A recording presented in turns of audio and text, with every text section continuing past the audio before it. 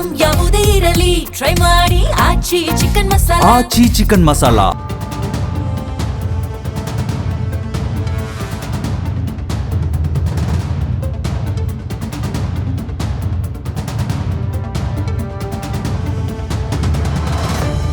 ಕೊಪ್ಪಳ ಜಿಲ್ಲೆಯ ಕನಕಗಿರಿ ಒಂದು ಐತಿಹಾಸಿಕ ಮತ್ತು ಧಾರ್ಮಿಕ ಪ್ರಾಮುಖ್ಯತೆ ಹೊಂದಿರುವ ತಾಣವಾಗಿದೆ. ಈ ಸ್ಥಳವನ್ನ ಬಡವರ ತಿರುಪತಿ ಅಂತ ಕರೆಯಲಾಗುತ್ತೆ.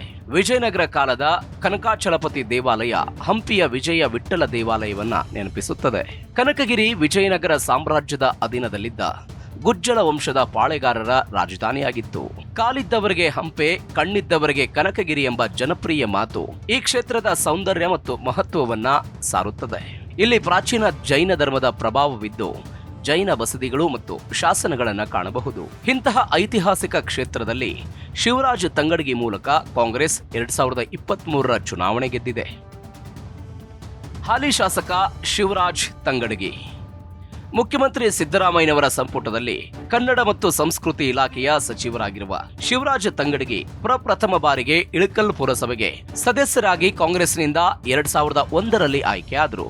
ಇದಾದ ನಂತರ ಬಿಜೆಪಿ ಸೇರ್ಪಡೆಯಾಗಿ ರಾಜ್ಯ ಬಿಜೆಪಿ ಯುವ ಮೋರ್ಚಾ ಪ್ರಧಾನ ಕಾರ್ಯದರ್ಶಿ ಹಾಗೂ ಉಪಾಧ್ಯಕ್ಷರಾಗಿ ಪಕ್ಷ ಸಂಘಟನೆ ಮಾಡಿದರು. 2008ರಲ್ಲಿ ಮೀಸಲು ಕ್ಷೇತ್ರವಾದ ಕನಕಗಿರಿಯಿಂದ ಬಿಜೆಪಿ ಟಿಕೆಟ್ ಆಕಾಂಕ್ಷಿಯಾಗಿದ್ರು. ಆದರೆ ಅವರಿಗೆ ಟಿಕೆಟ್ ಸಿಗದ ಹಿನ್ನೆಲೆ ಪಕ್ಷೇತರ ಅಭ್ಯರ್ಥಿಯಾಗಿ ಸ್ಪರ್ಧೆ ಮಾಡಿದರು. ಗೆದ್ದ ನಂತರ ಬಿಜೆಪಿ ಸರ್ಕಾರಕ್ಕೆ ಬೆಂಬಲ ಕೊಟ್ಟು ಮೊದಲ ಬಾರಿಗೆ ಶಾಸಕರಾದ ಕೂಡಲೇ ಎಪಿಎಂಸಿ ಹಾಗೂ ಸಕ್ಕರೆ ಖಾತೆಗಳ ನಿರ್ವಹಣೆ ಮಾಡಿದ್ರು. 2013ರ ಚುನಾವಣೆಯಲ್ಲಿ ಕಾಂಗ್ರೆಸ್ನಿಂದ ಸ್ಪರ್ಧಿಸಿ ಗೆಲುವು ಸಾಧಿಸಿ ಸಣ್ಣ ನೀರಾವರಿ ಸಚಿವರಾಗಿದ್ದರು. ಆದರೆ 2018ರ ಚುನಾವಣೆಯಲ್ಲಿ ಸೋಲು ಅನುಭವಿಸಿದ್ರು. ನಂತರ ಇದೀಗ 2023ರಲ್ಲೂ ಗೆದ್ದು ಮತ್ತೊಮ್ಮೆ ಸಚಿವರಾಗಿದ್ದಾರೆ. ಕನಕಗಿರಿ ರಾಜಕೀಯ ಇತಿಹಾಸ. 1978ರಲ್ಲಿ ಕನಕಗಿರಿ ವಿಧಾನಸಭಾ ಕ್ಷೇತ್ರ ಅಸ್ತಿತ್ವಕ್ಕೆ ಬಂತು. ಅಂದಿನಿಂದ 1994ರವರೆಗೆ ಕಾಂಗ್ರೆಸ್ ಹಿಡಿತದಲ್ಲಿದ್ದ ಕ್ಷೇತ್ರದಲ್ಲಿ ಎಂ ನಾಗಪ್ಪ ಮೂಕಮ್ಮ 1 ಬಾರಿ, ಶ್ರೀ ರಂಗದೇವರಾಯಲು ವೆಂಕರಾಯಲು ಸತತ 2 ಬಾರಿ ಹಾಗೂ ಮಲ್ಲಿಕಾರ್ಜುನ್ ನಾಗಪ್ಪ 1 ಬಾರಿ ಗೆಲುವು ಸಾಧಿಸಿದರು. 1994ರಲ್ಲಿ ಜೆಡಿಯು ಪಕ್ಷದ ನಾಗಪ್ಪ ಭೀಮಪ್ಪ ಸಾಲೋಣೆ, 1999ರಲ್ಲಿ ಮಲ್ಲಿಕಾರ್ಜುನ್ ನಾಗಪ್ಪ 2ನೇ ಬಾರಿ ಕಾಂಗ್ರೆಸ್ನಿಂದ ಗೆಲುವು ಸಾಧಿಸಿದ್ರು. 2004ರಲ್ಲಿ ಬಿಜೆಪಿಯ ವೀರಪ್ಪ ದೇವಪ್ಪ ಕೆಸರಹಟ್ಟಿ ಗೆಲುವು ಸಾಧಿಸಿದ್ರು. 2008ರ ವಿಧಾನಸಭಾ ಚುನಾವಣೆಗೂ ಪೂರ್ವ ಕನಕಗಿರಿ ಎಸ್ಸಿ ಮೀಸಲು ಕ್ಷೇತ್ರವಾಗಿ ಬದಲಾಯಿತು. ಮೀಸಲು ಕ್ಷೇತ್ರವಾದ ನಂತರ ಶಿವರಾಜ್ ತಂಗಡಗಿ ಬಿಜೆಪಿಯಿಂದ ಟಿಕೆಟ್ ಬಯಸಿದ್ರು.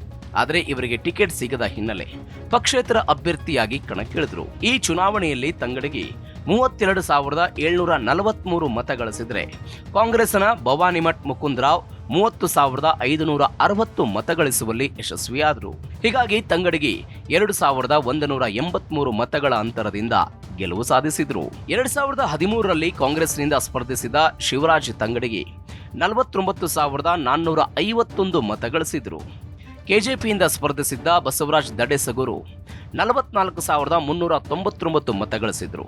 ಈ ಮೂಲಕ ತಂಗಡಗಿ 5,052 ಮತಗಳಿಂದ 2ನೇ ಬಾರಿಗೆ ಗೆಲುವಿನ ನಗೆ ಬೀರಿದ್ರು.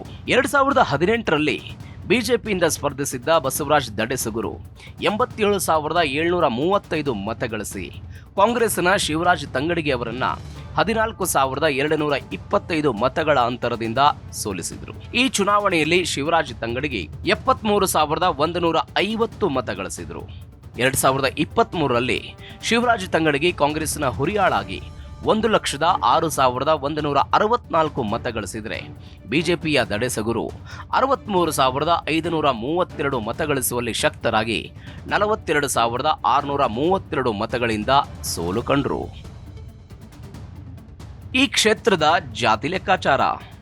2008ರಲ್ಲಿ ಮೀಸಲು ಕ್ಷೇತ್ರವಾದ ನಂತರ ಈ ಕ್ಷೇತ್ರದಲ್ಲಿ ಪರಿಶಿಷ್ಟ ಜಾತಿಯಲ್ಲಿರುವ ಎಡಗೈ ಮತ್ತು ಬಲಗೈ ಲೆಕ್ಕಾಚಾರ ಜೋರಾಗಿದೆ. ಇದರ ಆಧಾರದಲ್ಲಿಯೇ ಶಾಸಕರ ಆಯ್ಕೆ ಕೂಡ ಆಗುತ್ತೆ.